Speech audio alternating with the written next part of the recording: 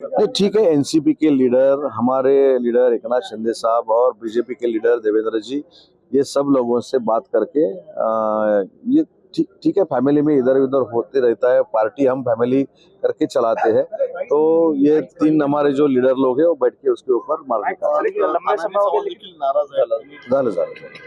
Sir एक लंबे समय हो गया लेकिन पोर्टफोलियो डिस्ट्रीब्यूशन अब तक नहीं हो पाया। 2 दिन में आपको पता चलेगा कि किस मंत्री के पास कौन सा पोर्टफोलियो है। देरी क्यों है? ये देरी कहाँ है, देरी कहाँ है? तो शपथ विधि के बाद भी आपको 2 दिन लग रहे हैं और जीत की हासिल करने के बाद लगभग 2 से 3 हफ्ते। नहीं, आप 5 बरस पहले का जो सिनारियो है वो देखते ही नहीं है। 5 बरस पहले जो अलायंस का सरकार आया था, जो गठबंधन का सरकार आया था, वो गठबंधन था भाजपा और शिवसेना। उनके 166 एमएलए चुन के आए थे। 36 डे के बाद, 35-36 दिन के बाद में कांग्रेस के साथ युति हो गई और हमारी पहले वाली शिवसेना उनके साथ चली गई। तो उसका आप उल्लेख भी नहीं करते। अभी चुनाव होने के बाद, रिजल्ट होने के बाद 10 दिन के अंदर ये गठबंधन यानी फॉर्मेशन हुआ है। कल शपथ विधि हुआ है। कल 8 बजे खत्म हुआ है। अभी 12-14 घंटे हो गए।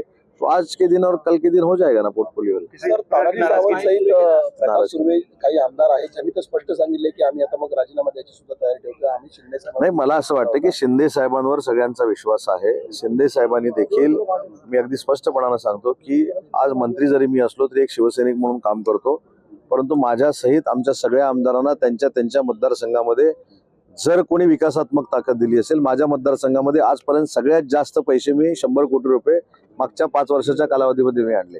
पण याच 2.5 वर्षामध्ये मी माझ्या मतदारसंघामध्ये जवळजवळ 1.5 ते 2 हजार कोटी रुपये विकासात्मक नेऊ शकलो। हे प्रत्येकाच्या आमच्या मतदारसंघामध्ये आहे। मी असेल, सुर्वे साहेब असतील, मुंडेकर साहेब असतील, सगळ्यांच्या मतदारसंघामध्ये आहे। थोडंफार मंत्रिपदावरनं इकडे तिकडे होऊ शकतं, परंतु या सगळ्यांची समजूत काढून कुटुंब म्हणून आम्ही उद्या परवापासून पुन्हा एकदा जोरदार कामाला लागू आणि शिवसेना आणि महायुतीच्या सगळ्या स्थानिक स्वराज्य संस्था कशा येतील यासाठी आम्ही लक्ष देऊ। उघड त्यांच्या संदर्भात काय भूमिका असेल, त्यांच्यावर कारवाई केली जाईल सातत्याने जर अशी कालच शपथविधी झालेला आहे। त्याच्यामुळे काल शपथविधी होऊन 14 तास फक्त झालेत।